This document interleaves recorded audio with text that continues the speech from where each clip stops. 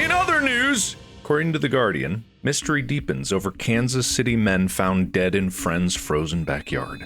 Oh, I did see this one. This one is very confusing. Was the rest of Kansas City frozen or just his backyard? This one is very weird. Can I give you what I know about it and see how that matches up? I think this is the same story. So this is interesting. So there were I think it was 3 guys who were found dead. It's either 2 or 3, but I think it's 3 guys. They went over to another man's house, a 4th person's house, and they were like watching, I think, the Chiefs game. I think they were watching football, but they were like hanging out. And at some point, the party wound down, I guess. And the 3 guys who didn't live there like went outside. And the guy who did live there was like, oh, I guess they went home. And they were presumably all like drinking, watching football, having beers, whatever. But the guy woke up the next day who lived in the house, and like the cars for the visitors who had been over were still parked out front. He received multiple like calls and texts from like significant others and or family members from these dudes who were like, hey, what's his, this, our, whatever, I don't know their names, but hey, guy didn't come home last night. He was over at your place, right? Like, have you seen him? You know where he's at? Is he okay? And the dude did not answer a call or respond to a text. He didn't do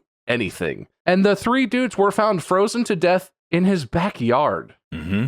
Like on his back patio type thing. It's super weird. Quite bizarre. And yeah, that's a pretty accurate summary from what I have. So there were 3 men that were found dead on the 9th of January. And there's a little bit of a timeline thing to get straight here. On January 7th, there was the event, seeing the game, friends are over. There were 4 friends at his home. So it's the person whose home it was and 4 friends. So there's an extra person who didn't die who was there. The homeowner? No. The guy who lived there. And someone else. Yes. Okay. There's 5 total people. Yes, 3 of which are dead. Okay. One of which is the homeowner. They watched, according to this, they watched the football game on television, said goodbye to them, the host, and then went to sleep. And then 3 of those men died in the home's backyard in freezing weather without him even realizing it. And their bodies were found days later by someone other than the homeowner. Guy does not look out his backyard very often. They had no obvious injuries, right? Apparently, it seems like they just froze to death, which is also weird. Because they clearly were leaving the house, planning on driving home, or at the very least, were conscious enough to walk out of the house in some way. Yeah, I don't know. This dude really, look, I'm not going to judge a person. I don't always like check the yard around my house every day, but I do feel like the thing that gets me is, I know part of the story is their cars were out there, right? Mm-hmm. If I had people over and then I looked out and I was like, hey, all those cars are still, right in front of my house, parked on the street or in my driveway or whatever, I might have a peek. I might be curious. So he missed calls, he missed direct messages, he missed people coming over looking, he didn't see the bodies, he didn't see their cars. And it took 3 days of them being dead in his backyard for him to be like, that's weird. Now, and even then it was only when police showed up. And he didn't even find them. Someone else found them and then the police came. This has to be the most oblivious person in the whole world. I don't know. There's parts of my house that I don't see on a daily basis just because I don't go out that way. And it's totally possible. But here's where it gets really strange because yes, these circumstances are all the same,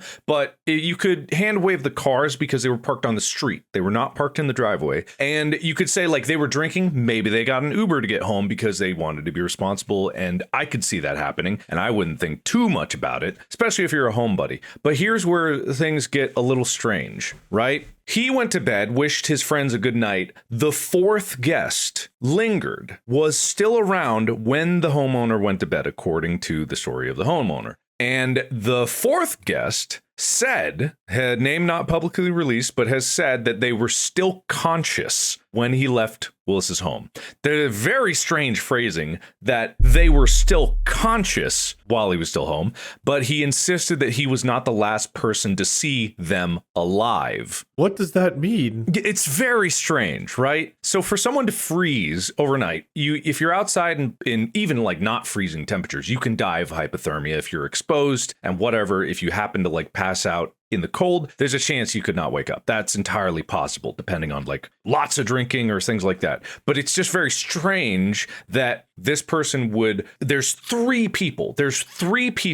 Why would all of them fall asleep at the exact same time? Yeah, no, that was the thing for me is like, because I could imagine a lot of different scenarios where maybe these guys were like, oh, I bet I can stay out here longer than you in the cold, like whatever. Guys are stupid. I could totally see something like that happening, but they would not all experience the hypothermia in the same way. And as soon as the first guy like passes out, you feel hypothermia. It doesn't feel good. It causes you to shiver. It starts to become incredibly painful and or uncomfortable. Like as soon as the first guy starts to experience that, I feel like there'd be a point, or even the second guy. I feel like there's a point where one of the three is still conscious and is like, hey, maybe we need an ambulance or to go inside. Yeah, it's not like, hey, Roger's dead. Just you and me now, Tim. Yeah, what an idiot. Look, he's dead already. Keep going. That's weird.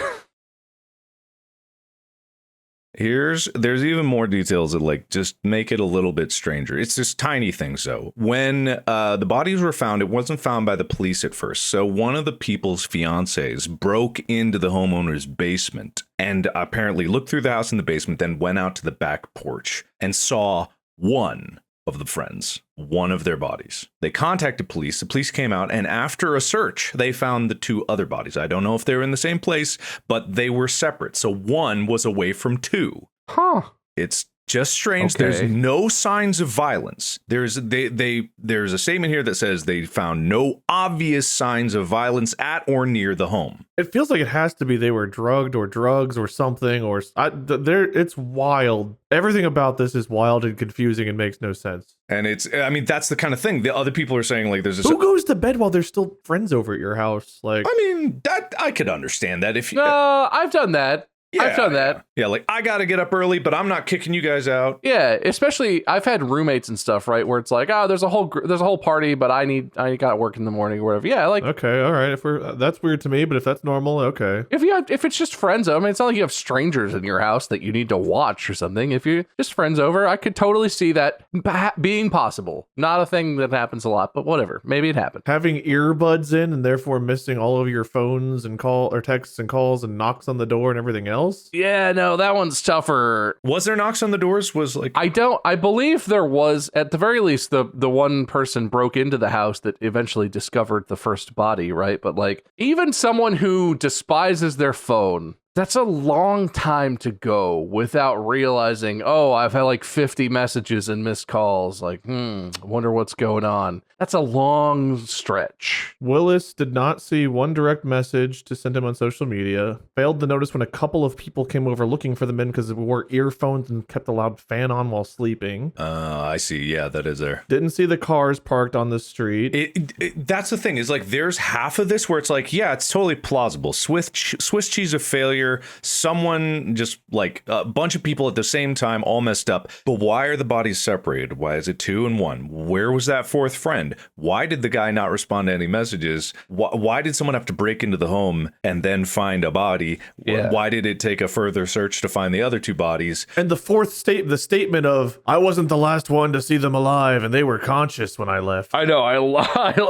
love that. I would love to see a recording of how cagey that person looked when they were giving like, I wasn't the last one to see them alive. They were conscious when I left. I'm certain of that. I could tell what I was doing to them. I mean, they were conscious. It's just very strange. I think the thing I feel about it is like none of these individual things could I be like, there's no way that happened. Mm-hmm. Each part is like you said, like, okay, fine, that each thing could happen. Way too many things lined up all at once for that to be coincidental. That so much fell through the cracks. Like there aren't coincidences like that in the real world. If there were, more people would get away with murder. Because like you would think they would be really close. Because if you were saying like you guys would be comfortable having friends just like let themselves out, they'd have to be people you trust, right? So they have to be somewhat close. These aren't just like yeah, absolutely coworkers. Here's the thing, and this is getting completely into conjecture. There's no guarantee, and none of this is all kind of just speculation at this point. All the facts have been stated that were able to be found. My mind goes towards some kind of drug that they all partook in. It was a party. They were watching a game. If you're out in the cold and you're high on something, I'm not talking like something light, something a little heavier, then you might pass out and not be able to have your body wake yourself up. There's been plenty of occasions when even when drinking heavily, it doesn't even have to be like drugs, it could be alcohol. But there's a story of, I forget which musician, but he was a guitar player or bass player or something, and he drank a lot. He fell asleep with his arm over a chair, and waking up, you slept on your arm, you're like, oh god, it's like almost dead. You have to like really get the feeling back. If you're in the cold and you can't wake up from your signals, because the reason he had nerve damage because he couldn't wake up in time, and he had blood cut off to his arm because he was drinking too much. It's entirely possible. And then it's entirely possible that they were all where the two people were, and then one of them did kind of wake up and tried to stumble inside, and that's why they were separated. Again, conjecture. I will say too, if we're conjecturing,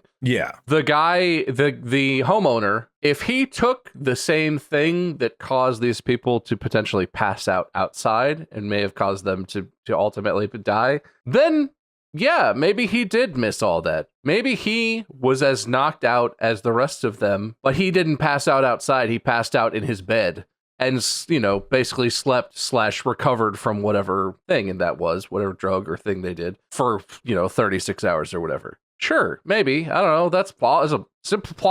Updated article. As of about 2 hours ago from when we're talking about, there was an update. The Chiefs fan who slept for 2 days as his 3 friends froze to death, this is from New York Post, checked himself into rehab. He's facing his addiction head on. Realized he had a problem with addiction. He checked himself into rehab after vacating his home, putting his things into storage. Apparently, whenever someone broke into his house and the one that found the first body, apparently the dude was in his underwear holding a wine glass and had been claimed to have been asleep for nearly 2 days and didn't realize his friends were dead outside. The toxicology reports are still pending on the bodies, but apparently he's checked himself into rehab. Now, like, again, this kind of lends towards the idea of what we were just saying, but it's still just conjecture. There's no confirmation of that. Yeah, it is a fascinating situation. It's easy to get wrapped up in like, ooh, this is such a juicy thing. But actually, in all honesty, this is a tragic thing for someone who basically, imagine if any of us just like suddenly lost our closest friends and didn't even know it. Like, that would be some crazy guilt. So yeah, I'm not saying he's at fault for anything. It's just that's allegedly the 2 of the men arriving were seen with 2 30 packs of beer. Between five dudes, that could be 12 beers apiece if they did it evenly. Yeah, I could see that. Yeah, I could see that. And it's like you bring 2 30-packs because you're not expecting to drink at all. Well, let's also assume that's all they had. They could have also had stuff already at the premises, right? Because the dude had a wine glass whenever the person was there, so he had wine at least too. I feel like this is a thing that true crime like podcasts do that makes me cringe. I'm realizing I'm getting sucked right into it. Is like, oh, it's so I was just wanting to talk, but yeah, no, it you're right. It is actually kind of just human tragedy. It is. It's awful. Whether someone's at fault or not, it's awful. Absolutely, and we don't know if it's like completely innocent accident. It could be bad. It also just like it is a captivating situation because it's like you just put yourself in this situation. You're like, oh my god, would I fall asleep and not notice if my friends were dead? Like that's kind of a crazy thing to think about. We still don't know the answers. I just said it is a tragedy, but this is in the most cynical black part of my brain and my soul. Checking yourself into rehab and doing that is exactly what someone might do if they realized that they were in trouble and they were like, ooh, I need to not to at all minimize. I don't know what that dude's going through. He may very well be have an addiction, and that's his situation and to deal with. But my cynical brain was immediately like, oh, really? It's possible either way. Either he is facing the loss of everyone in his life he cared about and they're all gone all of a sudden, and it's like he's just alone and realizes he has nothing but his addiction, or he's covering it. I mean, who knows? It's the whole thing's awful, and I guess all we can do is speculate. If I was an investigator, every situation I would be like that. I would be like, oh, is that true? Is that your true testimony? Man, look, you just pulled me over for a speeding ticket. I don't know. Like, did I? Did you? No, man. Why did I get the mentally unstable cop who's inventing scenarios? Oh, now I'm mentally unstable. What would you define as stable? Yeah. Oh. All right. Speaking of obliviousness and the lengths to which the human mind could not notice the things around them, I'll end it on a slightly different note that's not so depressing and won't make you ponder your own existence as much. According to Screenshot by Charlie Sawyer, man partied for 4 days unaware he had been shot in the head. Oh, snap. Thank God this is an uplifting one. So this is, well, he's alive. Yeah, I mean, he survives, right? So he's good. As far as I know. Wait, yep. He's alive. So this is twice as many days as this other guy, and he was partying the whole time. Did he sleep? No, he was away. He was partying 4 days. University student Mateus, I'll just say Mateus, required an emergency operation after doctors made an astonishing discovery that he had bullet fragments in his brain. According to Indy 100, this man, who initially went to the hospital after experiencing some unexplained arm spasms, not even head pain, his arm was spasming, had been shot on New Year's Eve. However, the 21-year-old simply thought he had been hit in the head with a rock. Where was he partying where there was just gunshots that no one noticed? I mean, it can happen in many places. This is Brazil. That's true. You know what? That explains it. Wade, I mean, you know where I went to college, right? And I lived, one of the places I lived, not too far away from campus, on more than one occasion, a window of a car of a friend who was coming over to hang out was shot out. It's not like no one knows that it happened, but it can happen. It really depends where you are. And that was like, it happens. I mean, that's fair. I lived in a place down in Clifton where that was kind of a thing that happened. Okay, that's fair. I mean, I guess maybe it's not your venue. Maybe it's like, something else in the distance. But like, you'd think he'd be bleeding from the head. Someone would have noticed something. Well, he got hit by a rock. That's the kind of thing about that age is I literally have told the story before about how when during workouts, pretty much every workout, I would have to go in the bathroom and lie on the floor as I would shake and spasm, and I felt like I was going into shock because if I did a certain back exercise, it caused me to become catatonic for about 45 minutes. I didn't think once to go to the doctor. I didn't think once that I needed medical attention. It just didn't occur to me. I was like, damn, this sucks. All right. You just needed to lay on the floor of the bathroom for a while, and then it was fine. So why did you need a doctor for that? Mm-hmm. Anyway, he went on life as normal. Just pull yourself up by your bootstraps. Come on now. This guy did. He lived on his normal life, swimming with his friends in the sea, partying and visiting the beach. Can you imagine getting seawater, sand in your brain? Yeah, in your brain. I feel like I would not be up for that ever. Swimming with an open wound in the ocean and being at the beach and stuff sounds like it would be painful, wouldn't it? Doesn't salt water hurt if it gets inside of your bloody parts or whatever? Apparently he got shot in the party part of his brain where it was just like, dude, party on! Yeah. The rest of the story is he'd never partied before in his life. He was actually a very successful straight A student who only had ever taken life super seriously. This was very out of character. His friends were super concerned until they realized it was brain damage from the bullet in his brain. Yeah, it's actually, he went into the doctor for arm spasms, but he didn't say that his arm spasmed both straight up and he went, woo! As a doctor, I can't, woo! Can't stop. Now he's no longer in college, but he walks around with sunglasses and a boombox at all times. This is the emergency room. I'm going to need you to keep it down. I can't stop wooing. It's a spasm. Grind with me, doc. Thought I was just so hype, but I can't stop. So anyway, that's it. It's fine. It's fine. We can laugh about it because he's fine now. Yes, exactly. Yes. That's, lucky, I guess. Yeah, that's crazy. That's kind of concerning, but he got shot in the head and he's fine. That seems lucky. Seems like the right word for that to me, I guess. Yeah, it's kind of a weird thing. The brain, you can get shot in the head and still be fine. You can get shot in the head and not be at all. You can fall down from standing and die. Human brain's weird. You can literally hit your forehead very gently on a table because you're bending over to pick something up and get a concussion that causes you migraines and terrible things for extended periods. Mm-hmm. And that's life, baby. And that's the news. I don't know if I feel good after the news, but I feel like there was news. Wasn't meant to feel good. It was meant to keep you up to date. All right.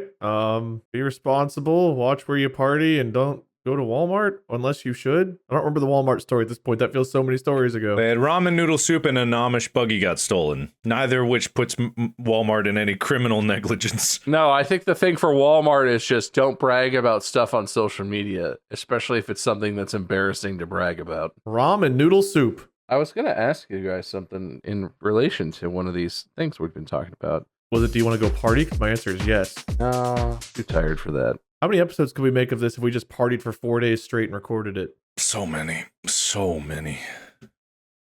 You guys up for a party? No. Okay. Go away. Shoo! Flee from us. Get on out now, you hear? Go! Scurry from my sight. And don't come back until next week. Go on, get! Okay, so that's it.